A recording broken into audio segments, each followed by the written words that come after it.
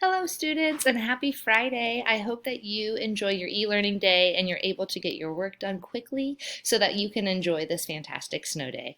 I just wanted to give you a sample presentation as promised because I know that that was a promise that I was going to do with you in school today. So yes, Science Fair is still on track to occur next Tuesday. And on Monday, you're all going to come in with your projects so that we can set them up and practice our presentations with our peers before we see the judges on Tuesday. So today, as promised, I'm going to give you a sample presentation. As with all presentations at Holy Cross Middle School, we're going with the PPP approach: professional, proud, and prepared. To be professional, you want to make sure that you're making good eye contact. You feel confident in your appearance that day, so maybe wear something that always makes you feel more comfortable and confident. You are proud. You never put down your work or point out things that you missed or forgot because you know what? That's not your job. Your job is to be prideful of the work that you've put in. And prepared, meaning that you have practiced this presentation. We already know you know this stuff. You came up with the question, you designed the experiment, you discovered the answers, you know the information. So practice the presentation so that way you can sound as prepared as you really truly are. So I'm using a student's project from 2 years ago to do this because obviously I don't have a board with me at home that I can give you a sample presentation. So I hope that this works out okay.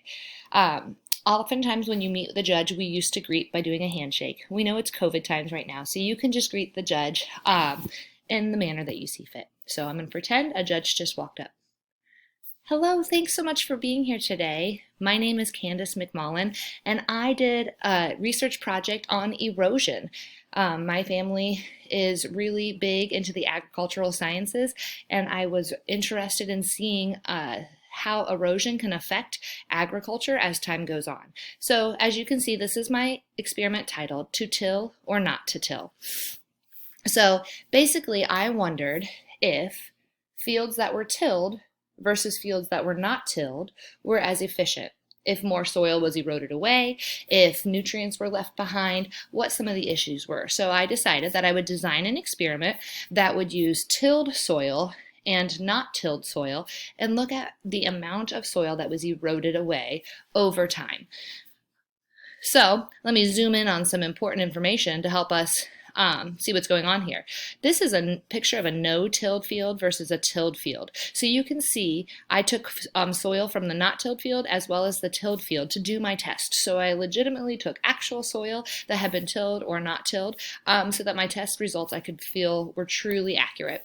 If you don't know a lot about our soil system, when we have our soil layers, that top layer is the richest soil. That top soil is where we find all our nutrients to grow things, and our roots help to hold that top layer in place.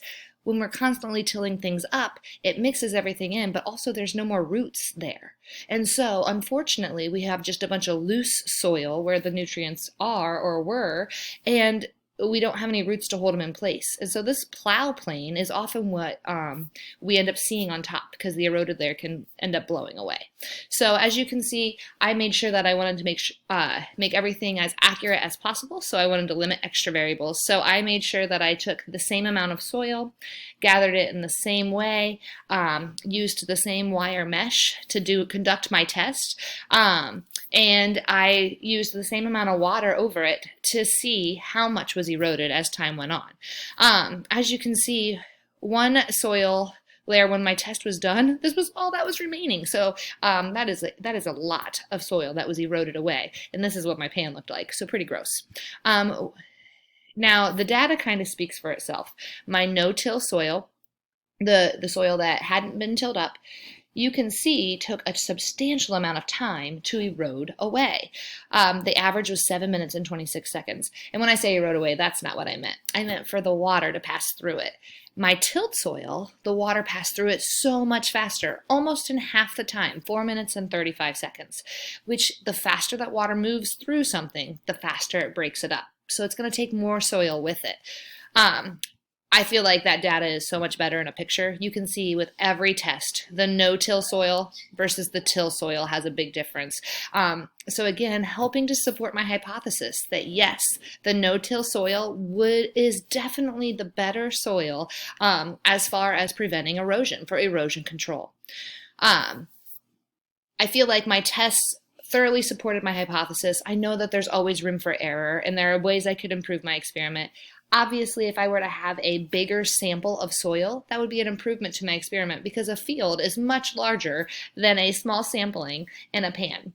I am glad I conducted the experiment at least 3 times. Since all 3 experiments came up with results that were similar, I do trust my results and I do feel like they're valid.